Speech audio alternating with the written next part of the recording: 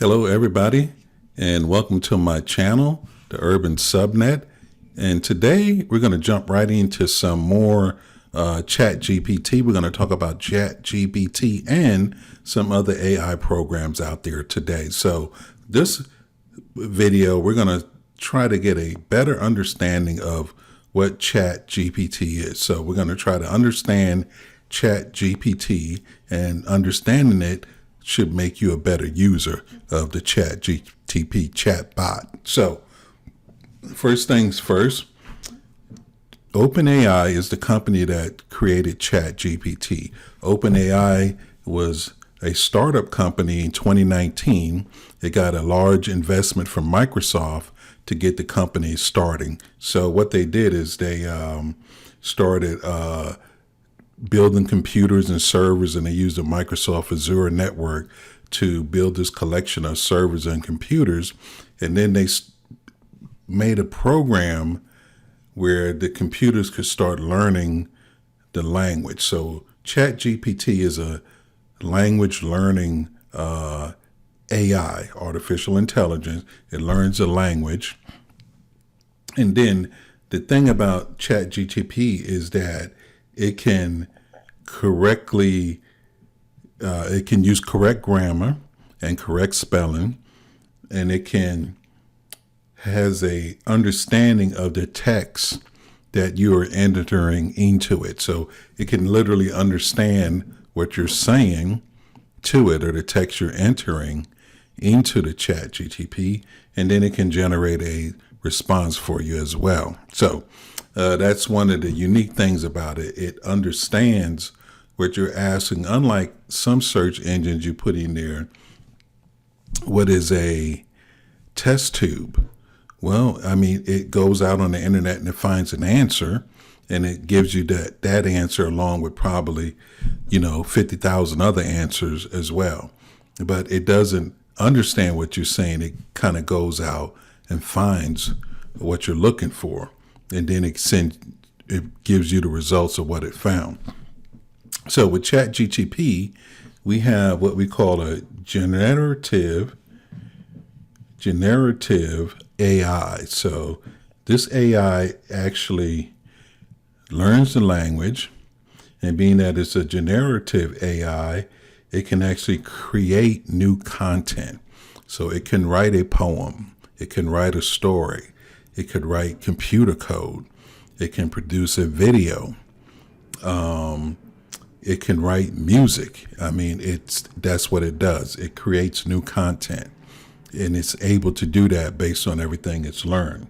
So the generative AI is what ChatGPT is, but it's not the only one out there. I mean, there are other companies like Google, for instance, which has an AI called Bard. So on Google, you can use Bard. On Microsoft, they have their own AI that they're coming out with as well that will allow you to communicate with the AI through the Microsoft Office products. So along with these companies, there are still more than 450 other companies out there, startups, that are working in this field of developing AI. So just wanted to kind of give you a quick understanding of it. And what we're going to do right now is we're going to go to our ChatGPT. And as always, folks, if you don't have an account, go ahead and sign up, follow the steps, get the email that it sends you, the verification email, respond to that, get your login and everything set up so you can go ahead and sign in. So what you're going to do now, once you've done that, you click login, continue, and now we're logged in to ChatGPT. It comes up to the default screen here. Right now, I haven't seen a way to change that. You can change this to a dark theme if you want to. That's one of the things you can do in settings. But this is a free version of ChatGPT. It's called GPT 3.5. So GPT 3.5 is the version we're using now.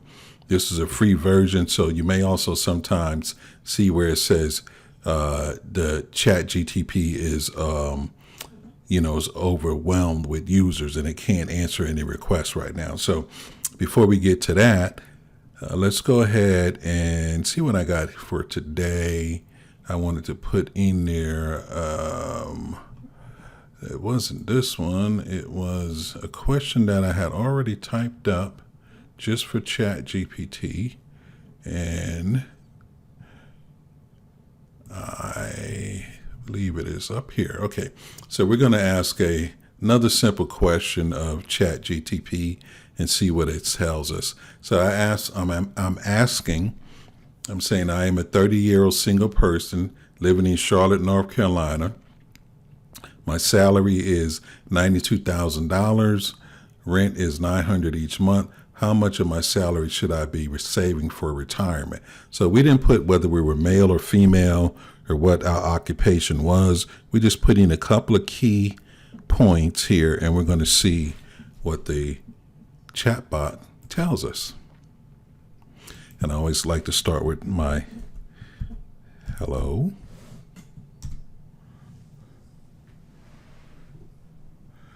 All right.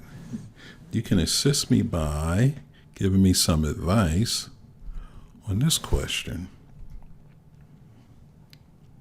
So I simply copy and paste it in there. And it gave me a brief here. So it said, determine how much you save for retirement depends on several factors, including your financial goals, desires, lifestyle, and retirement. So see, you can put other things in here to get more detailed information out of it. You could put in your financial goals or your desired lifestyle in retirement. And other personal circumstances, however, a commonly recommended guideline to save at least 15% of your annual income for retirement. So it's saying a guideline is 15%. In your case, if your salary is $92,000 per year, you would aim to save $13,800 annually for retirement. So that's a good chunk of money to put away. This amount can be further broken down into monthly contributions, which would be approximately $1,150 per month. So $1,150 per month for retirement. So, of course, it's important to note this is a generated guideline. It may not be suitable for everyone. It's recommended you assess your individual financial situation, consider your long-term goals, and consult with a financial advisor. So ChatGPT isn't perfect. So what you could do, though, is now you got a guideline.